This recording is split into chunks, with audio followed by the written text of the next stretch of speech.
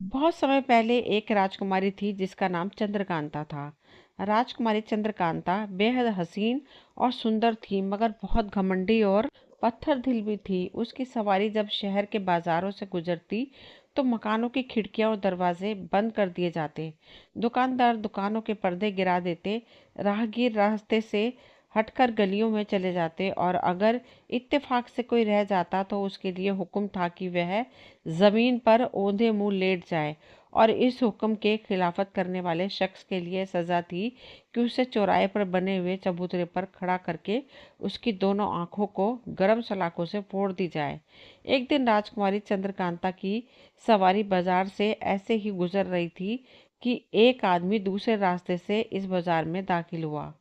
सवारी तेजी से आ रही थी, इसलिए उस आदमी को इतना मौका न मिल सका कि वह दौड़कर वापस उसी गली में चला जाए जिससे वह इस बाजार में आया था। सिर पर मछलियों से भरा हुआ टोकरा रखा था जिसे वह किसी के सहारे के बगैर सर पर से उतार भी नहीं सकता था। अगर जमीन पर औंधे मुंह लेटने के लिए उसे फेंकता तो सड़क पर मछलियां फैल जाती। घबराकर इधर उधर देखने लगा कि अब कहाँ जाए और क्या करे, लेकिन कोई सूरत नजर न आई और पत्थर दिल राजकुमारी चंद्रकांता के सिपाहियों ने उसे गिरफ्तार कर लिया। चंद्रकांता ने उसे देखकर गुलामों को हुक्म दिया कि नियम के मुताबिक 2 दिन के बाद इसकी आंखें लोहे के गर्म सलाखों से फोड़ दी जाएं। इस आदेश को सुनकर सिपाहियों ने सर झुकाकर कहा, जो आदेश राजकुमारी जी।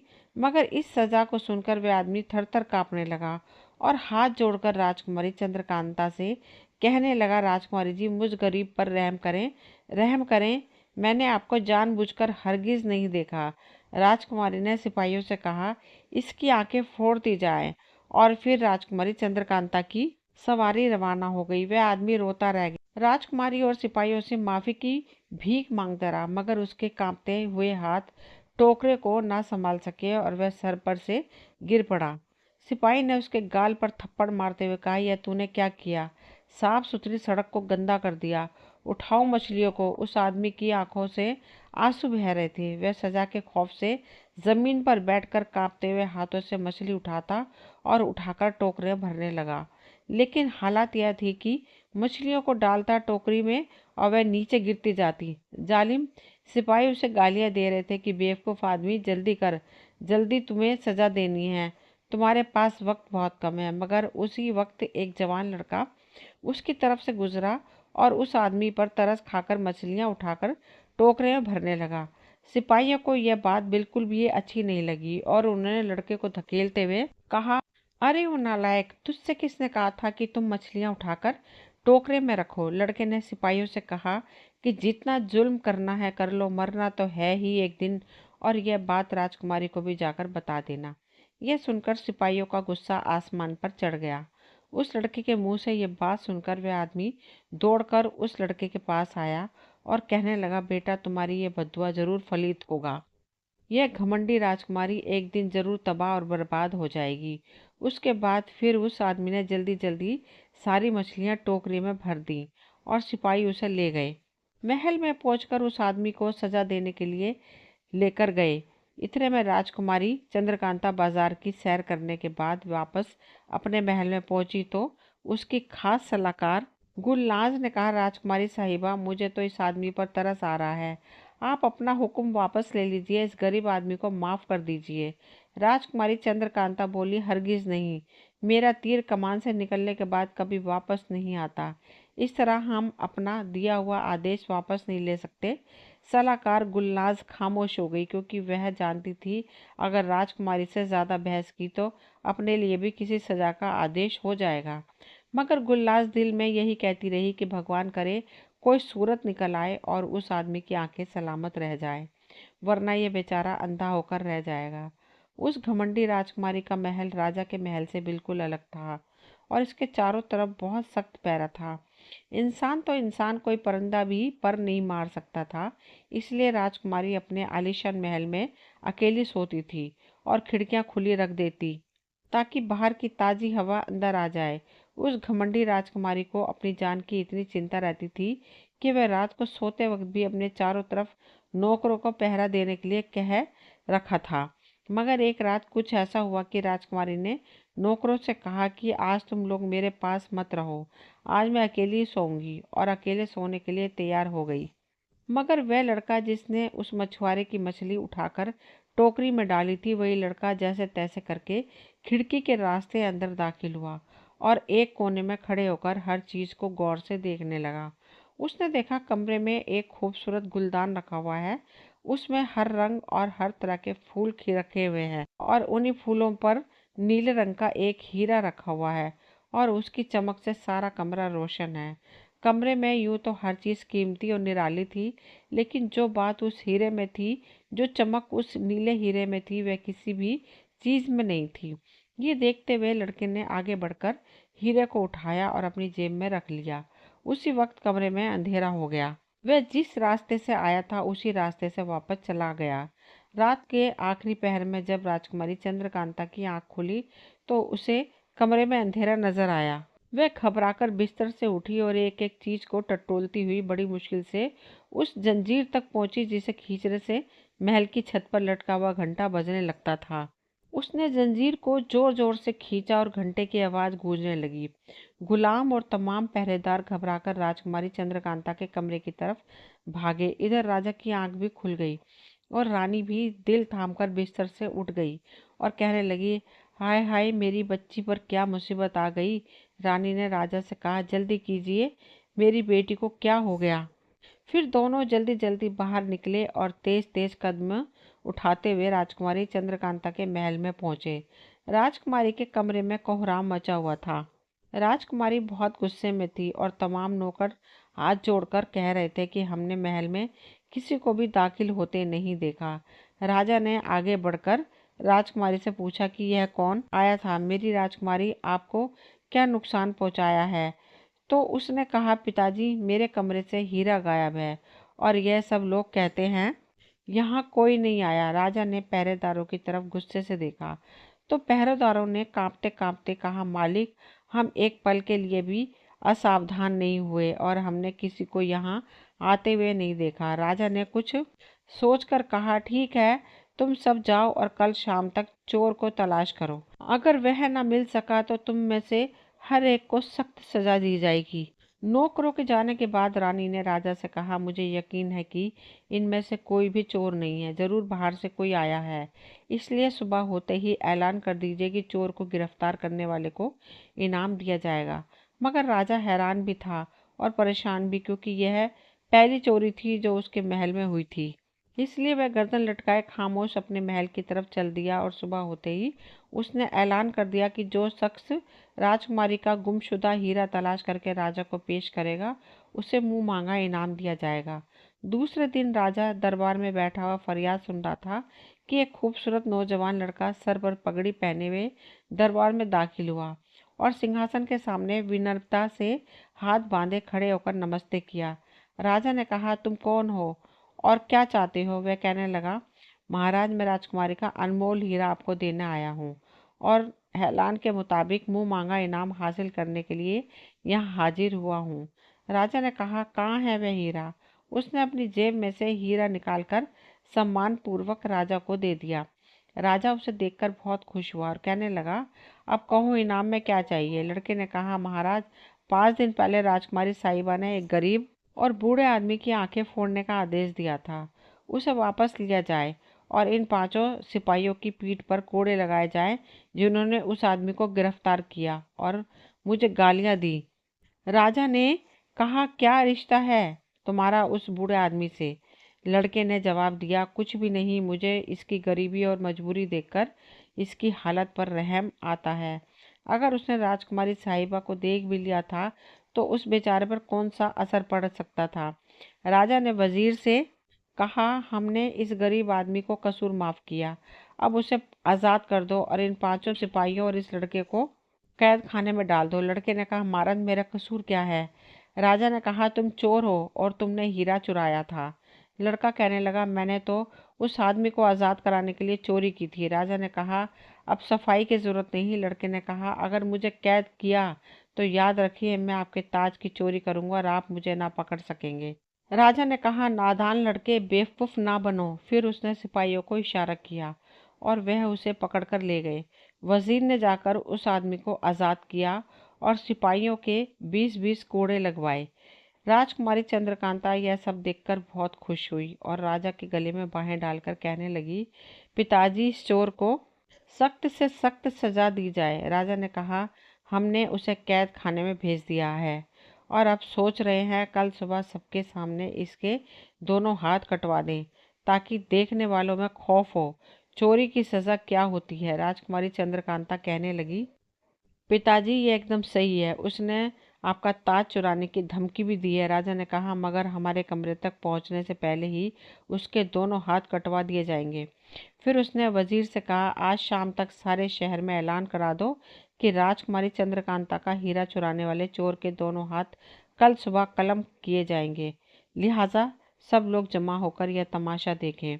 वजीर ने कहा, बहुत बेहतर फैसला है। वाकई अगर इस लड़के को यह सजा ना दी गई तो यह बहुत बड़ा डाकू बन जाएगा। फिर उसने इलाके में ऐलान करा दिया। फिर वजीर महल में आता है और कैद खाने में चोर लड़के को राजा का फैसला सुनाते हुए कहा, अगर तुम चोरी ना करते तो इस कम उम्र में ऐसी सख्त सजा से बच जाते। लड़के ने जोर जोर से हंसते हुए कहा, लगता है तुम सब लोग पागल हो गए हो। भला मेरे हाथ कौन काट सकता है? मैं तो सूरज निकलने से पहले ही इस कैद से आज़ाद हो जाऊंगा। वजीर ने कहा, अगर जेल के दरोगा से कहा आज रात सख्त पहरा लगा देना और अंदर बिल्कुल अंधेरा रखना ताकि यह कैदी लड़का किसी चीज को ना देख सके। दरोगा ने कहा, ऐसा ही होगा, आप बेफिक्र हो जाए। मेरे होते हुए ये कैदी तो क्या एक चींटी भी बाहर नहीं आ सकती। फिर वहां से वजीर चला गया। दरोगा ने कैद खाने के चारों तरफ सिपाहियों को तैनात कर दिया और आदेश दिया कि आज रात सभी सिपाही जागते रहें। रात गुजर गई। सुबह वजीर जब चोर लड़के को देखने के लिए आया, लेकिन वह देखकर हैरान रह गया। हथकड़ियां और बेड़ियां जेल के अंदर ही जमीन में पड़ी हुई हैं। दरवाजे पर रोशनदान बंद है, लेकिन वह चोर लड़का गायब है। वजीर ने घबराकर दरोगा को बुलाकर तेज आवाज में चिल्लाया और उससे पूछा, अगर तमाम सिपाही जाग रहे थे तो लड़का कैसे गायब हो गया? दरोगा ने डरते डरते कहा, वजीर साहब, आज की रात तो मैं खुद भी यहाँ पर था और थोड़ी थोड़ी देर के बाद यहाँ आकर मुआवना करता रहा। समझ में नहीं आता कि वह कैसे निकला और कहाँ चला गया। वजीर को बहुत गुस्सा आया और उसने जाकर राजा से शिकायत की। वह भी गुस्से से आग बबूला हो गया और आदेश दिया कि जितने भी लोग आज रात पहरे पर लगाए गए थे सबको कैद खाने में डाल दो और सबको सुबह शाम 20-20 कोड़े लगाओ। राजा का सारा दिन परेशानी और गुस्से की हालत में गुजर गया। राजा ने उस दिन किसी से भी बातचीत नहीं की। रानी और राजकुमारी चंद्रकांता दोनों माँ बेटी को भी नहीं देखा और रात को भी वक्त से पहले ही बिस्तर पर लेट गया। राजकुमारी चंद्रकांता सुबह हुई तो राजा के पास आई। उसने देखा कि वह बहुत ही उदास हैं और सर पकड़े हुए खिड़की से झांक रहे हैं। राजकुमारी चंद्रकांता ने उसके करीब जाकर हाथ पर हाथ रखा और कहा, पिताजी, आपकी उदासी का कारण क्या है? उसने जवाब दिया, कल वह चोर लड़का कैसे भागने में कामयाब हो गया और आज रात मेरा ताज भी चुरा कर ले गया। वह बहुत ही अजीब बात है कि वह सबकी आंखों में धूल झोंककर महल में दाखिल हो जाता है और जो चीज चाहता है उसे उठाकर ले जाता है। राजकुमारी चंद्रकांता कहने लगी, मेरा ख्याल है कि वह यहाँ के नौकरों से मिला हुआ है, वरना उसकी महल में दाखिल होने की हिम्मत नहीं होती। राजा ने कहा, मुझे यकीन है उस बूढ़े आदमी से उस लड़के का जरूर कोई संबंध है, इसलिए उसे गिरफ्तार करने के लिए उस बूढ़े आदमी को बुलवाकर यहाँ रखा जाए और उसे सख्त सजा का ऐलान किया जाए। जैसे ही वह लड़का उसकी मदद के लिए आए उसे गिरफ्तार कर लिया जाए। राजकुमारी चंद्रकांता ने कहा, हाँ, यह बहुत अच्छी योजना है पिताजी। राजा ने उसी वक्त वजीर को बुलवाकर उसे अपनी योजना बताई। वजीर ने सोचकर जवाब दिया, उस लड़के से ताज हासिल करने के बाद उसे अपनी निगरानी में रखना चाहिए। राजकुमारी चंद्रकांता बोली, उसे जंजीरों में जकड़कर मैं अपने कमरे में रखूंगी, फिर देखती हूँ कि वह कैसे भागता है। वजीर ने जाकर सिपाहियों को आदेश दिया कि वह बूढ़े आदमी को पकड़कर ले आए। आदेश की देर थी कि सिपाही घोड़े पर सवार होकर गए और 1 घंटे में बूढ़े आदमी को लेकर आ गए। राजा ने उसे शाही मेहमान खाने में भेज दिया और शहर में ऐलान कर दिया कि बूढ़े आदमी की आंखें निकलवाकर चील कौवों को खिलाई जाएगी और वह इस वक्त राजकुमारी चंद्रकांता के महल में कैद है। इस ऐलान को सुनकर वह लड़का बहुत गुस्से में आया और कहने लगा, मुझ पर जोर नहीं चला तो फिर गरीब बूढ़े आदमी को निशाना बना लिया। मगर राजा और राजकुमारी चंद्रकांता का इस मकसद में कामयाब हो पाना मुश्किल है। फिर क्या था, रात हुई और रात के वक्त राजकुमारी चंद्रकांता के महल में बहुत सख्त पहरा था। राजा भी वेश बदले हुए नीचे गश्त लगा रहा था। शाम के करीब एक अजीब मामला हुआ। राजकुमारी चंद्रकांता के कमरे से एक अजीब चीख निकली और सारा महल गूंज उठा। राजा, वजीर और सिपाही घबराकर बेताशा दौड़े और जल्दी जल्दी कमरे में दाखिल हुए। उन्होंने देखा राजकुमारी चंद्रकांता फर्श पर पड़ी हुई है। राजा ने नीचे बैठकर उसका सर जांघों पर रख लिया और फौरन ही शाही वैद्य को बुलाया। शाही वैद्य ने काफी देर तक इलाज किया, मगर फिर कांपते लहजे में कहने लगा, महाराज, अफसोस, राजकुमारी साहिबा हमसे बिछड़ गई है। उन्हें किसी जहरीले सांप ने डस लिया है। राजा की आंखों से आंसू बहने लगे और वह सिसकियां लेने लगे और गिड़गिड़ाकर कहने लगा, हे ईश्वर, तूने ये क्या कर दिया। मेरी जिंदगी का सहारा एक यही तो थी, उसे भी तूने छीन लिया। राजा काफी देर तक अपनी बेटी को देखकर रोता रहा। फिर सबने राजा को तसल्ली दी और राजकुमारी चंद्रकांता को उठाकर पलंग पर लिटा दिया। उसी वक्त वजीर की नजर राजा के ताज पे पड़ी और वह कहने लगा, ये देखिए, आपका ताज यही शाही कुर्सी पर रखा हुआ है। ऐसा मालूम होता है कि चोर रात में यहाँ आया था। फिर वजीर ने कुछ सोचकर कहा, कहीं वही बदमाश तो सांप को यहाँ नहीं छोड़ गया। राजा ने उसकी बात पर तवज्जो न दी, क्योंकि इस वक्त उसका कलेजा अपनी इकलौती बेटी के गम से फटा जा रहा था। फिर रात भर इसी कश्मकश में राजा आंसू बहाता रहा और महल में गम की लहर छाई हुई थी। फिर सुबह हुई तो सबने पास के शमशान घाट में राजकुमारी चंद्रकांता को दफना दिया। इस खबर से सारे देश पर गम छा गया। घर घर अफसोस किया जा रहा था। दुकान, मंदिर, हर कारोबार बंद कर दिया गया। मंदिर और दरगाहों में राजकुमारी चंद्रकांता के लिए दुआएं मांगी जा रही थी। दूसरी सुबह राजा अपने वजीर के साथ अपनी चहेती बेटी की कब्र पर फूल चढ़ाने के लिए गया तो उसने देखा कि कब्र खुली हुई है और इधर उधर मिट्टी का ढेर लगे हुए हैं और कब्र में से लाश गायब है। यह हाल देखकर राजा के दिल को ऐसा सदमा पहुंचा कि वह बेहोश होकर जमीन पर गिर पड़ा। लोगों ने पानी लाकर राजा के चेहरे पर छींटे मारे। फिर उसे होश आया, मगर उनको होशो हवास न था। राजा सबकी सूरत इस तरह देख रहा था जैसे वह सबके इसके लिए अजनबी थे। वजीर ने आपस में मशवरा करके राजा को उठाया और घोड़े पर लिटाकर महल की ओर रवाना हो गए। राजवैद्य ने राजा का इलाज किया और 4 रोज के बाद होश आया तो उसे बेटी के मरने का इतना गम न था जितना उसकी लाश के गायब हो जाने का था। इसलिए उसने जासूसों को नियुक्त कर दिया कि वह लाश चुराने वाले का सुराग लगाए। जासूस एक बड़ी फौज को फैलाकर चोर को तलाश करने लगे, लेकिन उन्हें क्या मालूम था कि लाश का चोर शहर गांव से निकलकर देश की सीमा पार कर चुका है। वह अपने तेज रफ्तार सफेद घोड़े पर मुर्दा राजकुमारी चंद्रकांता को रखे हुए बहुत तेजी से मेवाड़ की ओर चला जा रहा था, क्योंकि उस लड़के को यकीन था कि मेवाड़ में उसे पनाह मिल जाएगी। वह तेजी से रास्ता तय करता चला जा रहा था, लेकिन यह फिक्र उसे बुरी तरह सता रही थी कि शहर के दरवाजे पर उस लाश को किस तरह छुपाए। मंजिल तय करने के बाद जब एक छोटी सी बस्ती के करीब पहुंचा तो उसने लाश को घनी झाड़ियों में छुपा दिया और बस्ती में जाकर लकड़ी का एक संदूक खरीद लाया और उसमें लाश को बंद करके मेवाड़ की तरफ चल दिया। रात का वक्त था। शहरी दरवाजा बंद किया जाने वाला था। चोर संदूक लिए हुए उसमें दाखिल हुआ। वहां एक सौदागर खड़ा हुआ था। उसने उसे रोक लिया और कहा, तुमको मेरे यहाँ 3 रोज मेहमान बनकर रहना होगा, क्योंकि मैं हर रात को यहाँ आता हूँ और सबसे आखिर में आने वाले शख्स को अपना मेहमान बनाता हूँ। आज इत्तेफाक से मेवाड़ में दाखिल होने वाले तुम आखिरी शख्स हो। चोर, जो इस वक्त एक लाश लिए हुए था, सोचने लगा कि अब मुझे क्या करना चाहिए।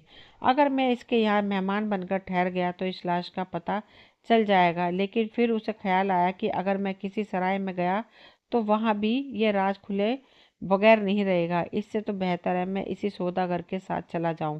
यह सोचकर वह कहने लगा, आप जैसे कि यहाँ मेहमान बनना मेरे लिए खुशकिस्मती की बात है। सौदागर ने मुस्कुराते हुए कहा, यह मेरी खुशनसीबी है, तुमने खुशी से मेरी दावत को कबूल कर लिया।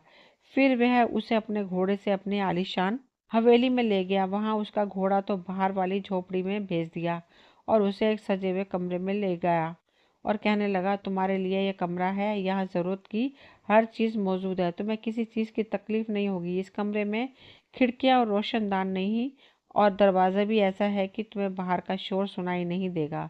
चोर बोला, यह मेज पर रखा हुआ मोर मुझे बहुत पसंद आया।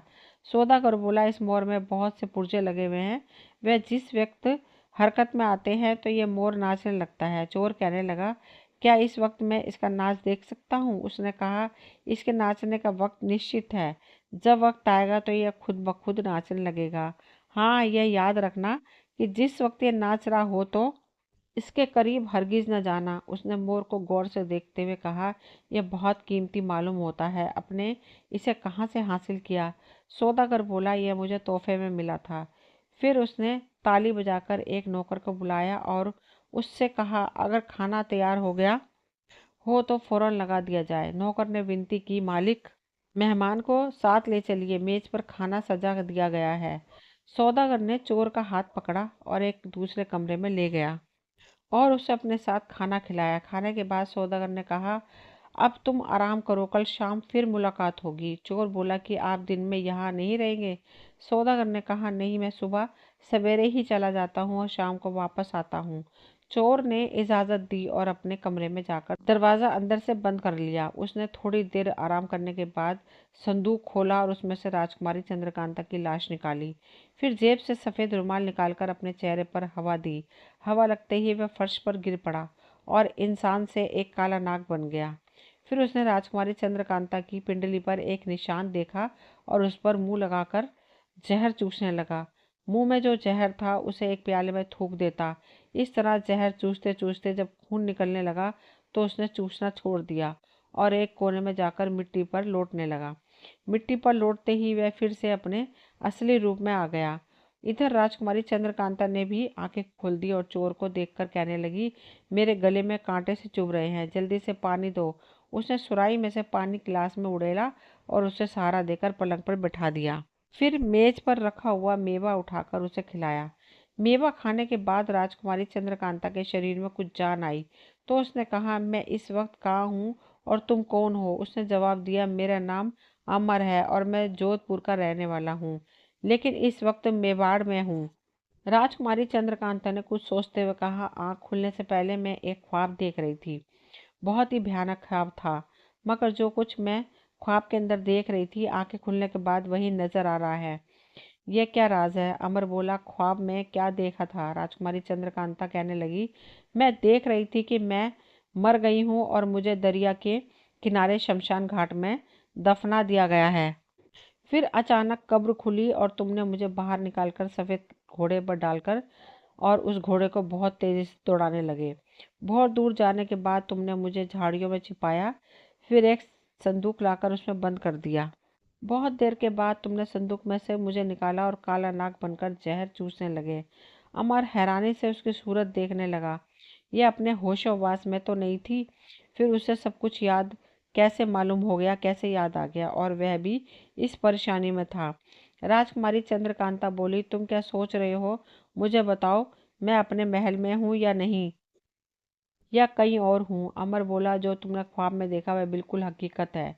तुम अपने महल में सो रही थी कि एक सांप ने तुम्हें डस लिया और तुम्हारे पिता ने तुम्हें दफना दिया। लेकिन मुझे यह बात मालूम थी, सांप जिसे डस लेता है वह 3 दिन तक जिंदा रहता है, इसलिए मैं कब्र खोदकर तुम्हें यहाँ ले आया। राजकुमारी चंद्रकांता ने कहा, तुम मुझे कैसे जानते हो? अमर बोला, मैं जोधपुर का चोर हूँ और एक बार तुम्हारे महल में हीरा चुराने गया था, उस वक्त तुम्हारी सूरत देखी थी। राजकुमारी चंद्रकांता ने कहा, तुम सांप कैसे बन गए थे? क्या तुम कोई जादूगर हो? अमर बोला, मैं जादूगर तो नहीं हूँ, लेकिन मेरे पास एक रुमाल है जो मुझे मेरे पिता ने मरते वक्त दिया था। उसकी हवा से मैं सांप बन जाता हूँ और मिट्टी पर लौटने के बाद दोबारा अपने असली रूप में आ जाता हूँ। राजकुमारी चंद्रकांता ने आंखें बंद कर ली और कुछ सोचने लगी। अमर ने कहा, क्या सोच रही हो? वह कहने लगी, मैं सोच रही हूँ कि सांप के डसने के बाद मेरी मनमौजी रूह जो कुछ देख रही थी वह मुझे सपने की सूरत में नजर आ रहा था। अमर बोला, मुझे भी ऐसा ही मालूम होता है, अब इस ख्याल को दिल से निकाल दो और सो जाओ। राजकुमारी चंद्रकांता ने कहा, सुबह होते ही मुझे मेरे पिताजी के पास ले चलो, वे मेरी जुदाई के गम में निढाल हो रहे होंगे। अमर कहने लगा, अब उन्हें भूल जाओ, मैं तुम्हें अपने लिए निकाल कर लाया हूँ। तुम्हें मेरे साथ रहना होगा। राजकुमारी चंद्रकांता ने कहा, मैं राजकुमारी होकर एक मामूली चोर के साथ नहीं रह सकती। अमर बोला, मगर अब रहना है, और अब तो वैसे भी तुम राजकुमारी नहीं हो।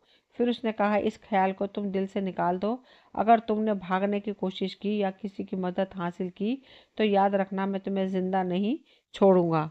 राजकुमारी चंद्रकांता ने अभी जवाब नहीं दिया था कि उसी वक्त मेज पर रखे हुए मोर ने अपनी पंख फैलाए और नाचने लगा। साथ ही रंगमंच की आवाजें भी सुनाई देने लगी। मोर के पैरों में अनेक प्रकार के रंगों के मोती लगे हुए थे। उन मोतियों की चमक से सारा कमरा जगमगा उठा। राजकुमारी चंद्रकांता और अमर मोर का नाच बड़ी हैरानगी से देख रहे थे। थोड़ी देर बाद एक मोती फर्श पर गिर पड़ा और मोर से नाचना बंद कर दिया। अमर यह चाहता था कि वह मोती हाथ में लेके देखे कि वह मोती असली है या नकली, लेकिन राजकुमारी चंद्रकांता ने यह कहकर रोक दिया कि पराई चीज है, इसे हाथ मत लगाना। अमर बोला, मैं इसे चुराना तो नहीं चाहता। राजकुमारी चंद्रकांता ने कहा, कुछ भी हो, इसे हाथ न लगाओ। अमर ने उसके कहने पर मोती को पड़ा रहने दिया और फिर थोड़ी देर के बाद राजकुमारी चंद्रकांता सो गई, लेकिन अमर जागता रहा। बैठे बैठे उसने सोचा, सांप बनकर देखना तो चाहिए सौदागर की हवेली में कैसा कैसा सामान है और इसमें कौन कौन रहता है। यह सोचकर उसने रुमाल निकाला और चेहरे पर हवा मारी और सांप बन गया और रेंगता हुआ कमरे से बाहर निकल गया। उस हवेली में 20 से 25 कमरे थे। हर कमरा कीमती और अनमोल चीजों से सजा हुआ था। उन्हें देखने के बाद वह छत पर बने हुए कमरे में गया। यह कमरा नीचे के 20-25 कमरों से बिल्कुल अलग था। इसमें सजावट की हर एक चीज थी। हर तरफ मुर्दों की खोपड़ियां और हड्डियां नजर आ रही थीं। सामने दीवार पर एक शीशा लटका हुआ था और उसके करीब एक मेज रखी हुई थी जिस पर तेज रोशनी थी। सौदागर लंबा कोट पहने हुए लैंप की चिमनी उठा रहा था और उसने जैसे ही चिमनी उठाई, लैंप से धुआं निकलने लगा और शीशे में वह मोती जो मोर की दुम से निकलकर गिरा था साफ चमकता हुआ नजर आने लगा। सौदागर ने मोती को देखकर चिमनी को लैंप पर रख दिया और कुछ सोचने लगा। अमर ने तमाशा देखा तो समझ गया कि यह सौदागर नहीं बल्कि जादूगर है और इस सूरत में जरूर कोई राज है। फिर वह सोचने लगा, यह अच्छा हुआ कि जो मैंने इसे हाथ नहीं लगाया। यह सोचकर वह रेंगता हुआ वापस अपने कमरे में चला गया और मिट्टी पर लौटने लगा, जिससे वह अपने असली रूप में आ गया और दरवाजा अंदर से बंद करके राजकुमारी चंद्रकांता के पलंग के पास ही नीचे बिछे हुए कालीन पर सो गया। सुबह जब उसकी आंख खुली तो राजकुमारी भी जाग रही थी। उसने राजकुमारी चंद्रकांता को सारा हाल सुनाया और कहा, अब हमें यहाँ से निकलना चाहिए, वरना ये जादूगर हमें नुकसान पहुंचा देगा। राजकुमारी चंद्रकांता कहने लगी, मैं तो खुद यहाँ पर रहना नहीं चाहती। हमें फौरन अपने नगर के लिए रवाना हो जाना चाहिए। अमर ने अभी तक कोई जवाब नहीं दिया था कि तभी अचानक सौदागर वहां आ पहुंचा और राजकुमारी को देखकर अमर से कहने लगा, यह कौन है और यहाँ कब आई? उसने जवाब दिया, यह मेरी बीवी है। डाकुओं से बचाने के लिए मैं इसे संदूक में लिटाकर लाया था। सौदागर खामोश हो गया और उसने फर्श पर पड़ा हुआ मोती उठाकर मोर के पैरों में लगा दिया। राजकुमारी चंद्रकांता बोली, अब आप हमें इजाजत दीजिए, हम यहाँ से जाना चाहते हैं। सौदागर ने कहा, अभी नहीं, मैं अपने मेहमान को 3 दिन के बाद ही विदा करता हूँ। अगर आप घबरा रही हैं तो नाश्ता करने के बाद मेरे बाग की सैर करना, वहाँ बहुत ही अजीबोगरीब चीजें हैं, उन्हें देखकर तुम हैरान रह जाओगी। यह कहकर सौदागर चला गया और थोड़ी देर बाद उसने दोनों के लिए नाश्ता भेज दिया। नाश्ते में सेब का मुरब्बा, मैदे के पराठे, शाही पनीर के टुकड़े और शहद था।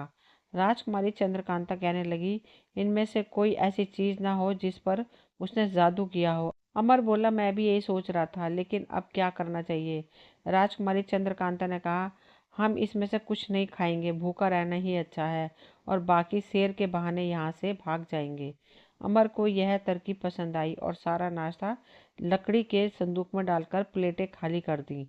फिर सौदागर आया और दोनों को अपने बाग में ले गया और कहने लगा, मैं तो बाजार जा रहा हूँ, तुम दोनों यहीं की सैर करो, लेकिन इस बाग की किसी भी चीज को हाथ मत लगाना। सौदागर चला गया। दोनों सैर करने लगे। वे दोनों यह देखकर हैरान थे कि जिस शाख पर फूल लगे हुए थे उसमें एक भी पत्ती नहीं थी। दोनों सैर करते करते एक बरगद के पास पहुंचे जिस पर बेशुमार पिंजरे लटके हुए थे और हर एक पिंजरे में एक खूबसूरत परिंदा बंद था। राजकुमारी चंद्रकांता ने कहा, मैंने ऐसे परिंदे आज तक नहीं देखे। अमर बोला, इन्हें हासिल करना सौदागर के लिए क्या मुश्किल है। उसी वक्त एक सफ़ेद परिंदे ने कहा, क्या तुम हमारी मदद करोगे?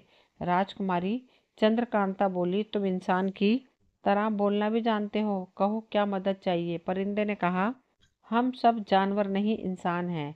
इस जादूगर ने हमें जानवर बनाकर पिंजरे में कैद कर रखा है। अगर तुम किसी भी सूरत में हवेली की छत पर जाकर लैंप को रोशन करो और धुआं निकलने लगे तो उसकी चिमनी को तोड़ दो, हम फिर से दोबारा इंसान बन जाएंगे। एक और परिंदा बोला, तुम दोनों इस जादूगर के कौन हो? अमर ने कहा, हम इसके मेहमान हैं। परिंदा बोला, क्या तुमने मोर का नाच देखा था? अमर ने कहा, हाँ, हमने नाच देखा था। उसके पैरों में से एक मोती गिरा था, उसे हमने नहीं उठाया। आज सुबह नाश्ता आया तो हमने नहीं किया। परिंदा कहने लगा, इसलिए तुम दोनों बच गए, वरना मोती उठाते ही तुम जानवर बन जाते और नाश्ता करते ही तुम जादूगर के गुलाम हो जाते और जो वह कहता सो करते। अब उसके हाथ की कोई चीज़ मत खाना। दोनों वापस अपने कमरे में आ गए। राजकुमारी चंद्रकांता तो पलंग पर लेट गई और अमर छत पर चला गया। वहां उस वक्त कोई नहीं था, इसलिए उसने लैंप को रोशन करके चिमनी उठा ली। उसी वक्त धुआं निकलने लगा। फिर उसने चिमनी को जमीन पर जोर से दे मारा। उसके टुकड़े टुकड़े हो गए और वह भागता हुआ नीचे उतर आया। अपने कमरे में गया तो देखा राजकुमारी चंद्रकांता एक बहुत ही खूबसूरत लड़के से बातें कर रही थी। उसने अमर को देखकर धन्यवाद दिया। फिर राजकुमारी चंद्रकांता बोली, मेज पर रखा हुआ मोर तो गायब हो गया और ये लड़का नजर आने लगा और ये कहता है कि जादूगर ने इसे भी जादू से मोर बना रखा था। अमर ने कहा, चिमनी तोड़ने से जादू का असर जाता रहा। अब वह तमाम परिंदे भी इंसान बन गए होंगे, मैं जाकर देखता हूँ। यह कहकर अमर बाग में गया तो सामने से लोगों का एक गिरोह चला आ रहा था। करीब पहुंचकर हर शख्स ने अमर का शुक्रिया अदा किया और उससे कहा, सौदागर की वापसी से पहले हम सबको यहाँ से चले जाना चाहिए। अमर ने उनके सबके हाल पूछे और उसे मालूम हुआ उनमें से ज़्यादातर लोग सौदागर थे जो अपना माल बेचने मेवाड़ आए थे। बाकी लोगों में से कोई शहजादा था, कोई राजा जो वेश बदलकर मेवाड़ की सैर करने और यहाँ के हालात जानने आए थे। उन सबका कीमती सामान जादूगर ने अपने कब्जे में कर लिया। अमर ने जब उन सबसे कहा, हवेली में चलकर सब अपना अपना माल समेट लो ताकि किसी को नुकसान ना हो। सब लोग हवेली में गए और अपना सामान तलाश करने लगे, लेकिन थोड़े थोड़े सामान के सिवा कुछ ना मिला। उन्होंने अपना नुकसान पूरा करने के लिए वहाँ रखा हुआ दूसरा सामान भी समेट लिया। अमर ने भी कीमती चीज उठाकर अपने संदूक को भर लिया और फिर सबको साथ लेकर हवेली से बाहर निकल गया। दरबान चीखते चिल्लाते रहे, लेकिन किसी ने उनकी ना सुनी। यह सब लोग शहर से बाहर निकले। उन्होंने एक जगह तंबू गाड़कर अपने ठहरने के लिए जगह बना ली। फिर उनमें से दो चार सौदागर अपना सामान ले जाकर शहर में बेचने लगे। अमर ने भी कई हजार अशर्फियों का माल बेचा और एक ही दिन में खूब मालदार हो गया। इधर जादूगर वापस पहुंचा तो दरबार ने कहा, हुजूर, आज सुबह आपके तमाम मेहमान अपना माल और सामान लेकर चले गए। हमने उन्हें बहुत रोका, लेकिन उन्होंने हमारी एक ना सुनी। सौदागर के पांव तलों से जमीन निकल गई। वह घबराकर सीधा बाग में गया। वहां पीले फूलों की जगह रंग बिरंगे फूलों को खिले हुए देखा और सारे पिंजरे गायब थे। यह हाल देखकर उसका बदन पसीने से तर हो गया और वह भागता हुआ छत पर बने हुए कमरे में गया जहाँ चिमनी टूटी हुई पड़ी थी। उसे देखकर उसकी आंखों तले अंधेरा छा गया और वह सर पकड़कर रोने लगा। हाय, यह चिमनी जिसको मैंने 10 साल की मेहनत के बाद हासिल किया था, यह टूट गई। फिर वह उठकर उस कमरे में गया जहाँ अमर और राजकुमारी चंद्रकांता मेहमान थे। वहां से मोर गायब था और नाश्ते की चीजें फर्श पे पड़ी हुई थी।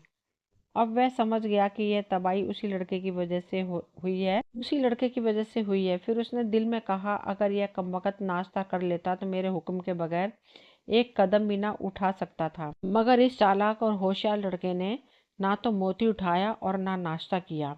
खैर, यह मेरे हाथ से बचकर नहीं जा सकता। फिर उसने अपने कमरे में जाकर किसान का वेश बनाया और घर से निकल गया और लोगों से पूछता हुआ शहर से बाहर चला गया। थोड़े फासले पर वहीं तंबू थे, वहां उनके करीब जाकर सेंध लगाने लगा। उसकी आवाज़ सुनकर राजकुमारी चंद्रकांता को शक हुआ। उसने किसान को अपने खेमे में बुलाया। सौदागर उसकी सूरत देखते ही दांत पीसने लगा। यही मेरे दुश्मन की बीवी है, मैं इसे हरगिज न छोड़ूंगा। इस कमबख्त ने मुझे तबाह कर दिया। फिर वह राजकुमारी चंद्रकांत की आंखें चंद लम्हों तक देखता रहा। इसके बाद जेब से एक बोतल निकाली और इसका ढक्कन थोड़ा सा खोलकर राजकुमारी चंद्रकांता से कहने लगा, इस बोतल को आंखों करीब रखो और दिल में सवाल सोच लो। इसका जवाब इस बोतल के लगे हुए शीशे में नजर आ जाएगा। राजकुमारी चंद्रकांता बोतल को जैसे ही आंखों के पास ले गई, उसमें रखी हुई बेहोशी की दवा सांस के साथ अंदर चली गई और वह बेहोश हो गई। सौदागर ने खेमे से सर निकालकर बाहर देखा कि इर्द गिर्द कोई है तो नहीं। फिर राजकुमारी चंद्रकांता को जंगल की तरफ से बाहर लेकर निकल गया। इत्तेफाक से उसी वक्त अमर वापस लौट आया। वहां देखा तो तंबू खाली था। उसने बराबर वाले लोगों से पूछताछ की तो उन्होंने कहा, थोड़ी देर पहले किसान उस आपकी बीवी के पास आया था। इसके बाद हमने किसी को आते जाते नहीं देखा। अमर को यकीन हो गया कि वही किसान उसे बहलाकर कहीं ले गया है। फिर उसे ख्याल आया कि कहीं ये दोनों पिछली तरफ से तो नहीं निकल गए। इस ख्याल के आते ही वह पिछली तरफ गया। वहां जमीन को गौर से देखा तो पैरों के निशान नजर आए। बस फिर क्या था, वह तेज तेज कदम उठाता हुआ चलते चलते जब वह बहुत दूर पहुंच गया तो उसे सौदागर नजर आया, जो कंधे पर राजकुमारी चंद्रकांता को डाले हुए ले जा रहा था। अमर ने फौरन ही रुमाल निकाला और लेकिन फिर कुछ सोचकर जेब में डाल लिया। फिर दौड़ने लगा। अमर जैसे ही राजकुमार के करीब पहुंचा, उसने पलटकर देखा और कहा, खबरदार मुझसे दूर रहना वरना जलाकर राख कर दूंगा। अमर बोला, इसे नीचे उतार दे वरना तुझे खाक में मिला दूंगा। सौदागर ने शहजादी को नीचे फेंक दिया और जेब से किसी मुर्दे का पंजा निकालकर बोला, अगर अपनी जान की खैर चाहता है तो वापस चला जा वरना मैं तुझे इंसान से हैवान बना दूंगा। अमर ने कहा, अच्छा मैं जा रहा हूँ। यह कहकर वह एक तरफ चला गया और झाड़ी में छुपकर रुमाल के जरिए सांप बन गया और घास में रेंगता हुआ सौदागर के पीछे पीछे पहुंच गया। वह राजकुमारी चंद्रकांता को उठाने के लिए जैसे ही झुका, उसने उसकी पीठ पर डस लिया और वह हाय कहकर नीचे गिर पड़ा। थोड़ी देर तड़पता रहा, फिर ठंडा हो गया। अमर मिट्टी पर लौटने लगा और अपने असली रूप में आ गया। फिर उसने राजकुमारी चंद्रकांता को पानी लाकर छींटे दिए तो उसे भी होश आ गया। अमर ने कहा, अगर मैं वक्त पर ना पहुंचता तो यह कमबख्त ना जाने तुम्हारे साथ क्या सलूक करता।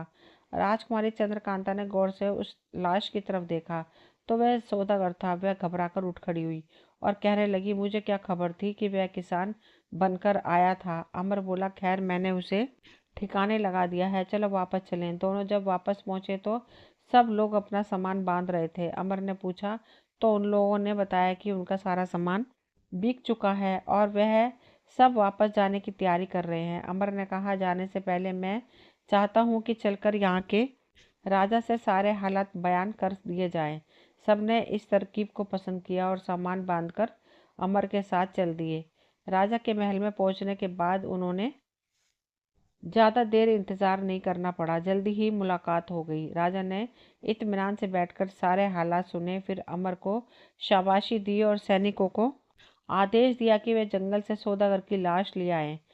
सैनिक लाश लाने के लिए रवाना हो गए। राजा ने इन तमाम लोगों के साथ कुछ सैनिक भेजे ताकि वे खेमे उखाड़ दें और अपना सामान उठवाकर ले जाएं, क्योंकि उसने उन सबको अपना मेहमान ठहरा लिया था। यह सब अपना सामान ले आए और राजा के यहाँ रहने लगे। तीसरे दिन सौदागर की हवेली अमर को दे दी गई और वह उसका मालिक बन गया। राजा ने उसे और भी जागीर दी और इसके लिए खास पद निर्धारित कर दिया, क्योंकि उसने मेवाड़ को बदनामी से और यहाँ आने वाले सौदागरों को जादूगर से बचाया था। इसी खुशी के मौके पर सौदागरों ने भी बहुत कुछ इनाम दिया और दूसरे मुल्कों के शहजादे और बादशाहों ने वादा किया कि वह अपने अपने मुल्क पहुंचने के बाद तोहफे रवाना करेंगे। अमर चोर था, लेकिन उसकी हमदर्दी, अक्लमंदी और होशियारी के कारण राजकुमारी चंद्रकांता को उससे मोहब्बत हो गई और अब उसके साथ ही जिंदगी गुजारना चाहती थी। अमर ने तो उसे इस ख्याल से डसा था कि ले जाकर परेशान करूंगा, देख दुख पहुंचाऊंगा ताकि गरीबों को सख्त सजा देने और उन्हें तकलीफ पहुंचाने की सजा इसे मिल जाए, फिर दोबारा किसी के साथ ऐसा ना करे। लेकिन राजकुमारी चंद्रकांता के साथ रहने से उसे भी मोहब्बत हो गई और वह भी राजकुमारी चंद्रकांता के साथ जिंदगी गुजारना चाहता था। 1 महीने तक मेवाड़ में रहने के बाद अमर ने राजकुमारी चंद्रकांता से कहा, तुम्हारे पिताजी बहुत परेशान होंगे, चलकर उन्हें तसल्ली देनी चाहिए। राजकुमारी चंद्रकांता इस बात को सुनकर बहुत खुश हुई और उसी रोज दोनों राजकुमारी चंद्रकांता के पिता के पास रवाना हो गए। राजा अपनी इकलौती बेटी के गम में निढाल हो रहा था। सेहत गिर चुकी थी, आंखों से हर वक्त पानी बहने के कारण नजर कमजोर हो गई थी। रातों की नींद उड़ चुकी थी। उसकी बेटी अचानक उसके पास पहुंची तो उसके शरीर में एक नई रूह और ताजा जोश आ गया। उसने राजकुमारी चंद्रकांता को सीने से लगाया। फिर उसे ख्याल आया कि मेरी बेटी तो मर चुकी है। उस ख्याल के आते ही वह घबरा गया और कहने लगा, तू कौन है? मेरी बेटी तो मर चुकी है। राजकुमारी चंद्रकांता ने हंसकर कहा, पिताजी, मुझे सांप ने डस लिया था और सांप का डसा हुआ 3 दिन तक जिंदा रहता है। दूसरे दिन यह साहब मुझे कब्र से निकालकर मेवाड़ ले गए और मेरा जहर चूसकर मुझे होश में ले आए। फिर उसने सारा किस्सा कह सुनाया, जिसे सुनकर राजा ने अमर को सीने से लगा लिया और उससे इतना खुश हुआ कि 1 हफ्ते के बाद उसने राजकुमारी की शादी उससे कर दी और अपने राज्य का वारिस बना दिया। शादी के बाद अमर जब अपनी माँ के पास गया तब उसकी माँ उसकी कामयाब जिंदगी देखकर बहुत खुश हुई और उसके लिए भगवान से दुआएं करती रही, क्योंकि आज अमर चोरी छोड़कर राजा बन चुका था। इसलिए तो कहते हैं मित्रों, जो दूसरों को दुखी नहीं देख सकता, दूसरों की मदद करता है, जो असहाय लोगों पर अत्याचार नहीं करते हैं, उसकी मदद भगवान खुद करते हैं। दोस्तों, ये कहानी यहीं तक थी। मुझे उम्मीद है आप सभी को पसंद आई होगी। अगर पसंद आई हो तो प्लीज़ चैनल को सब्सक्राइब करें, वीडियो को लाइक शेयर करें। मिलती हूँ अगली कोई नई कहानी लेकर। कहानी सुनने के लिए आप सभी का तहे दिल से शुक्रिया।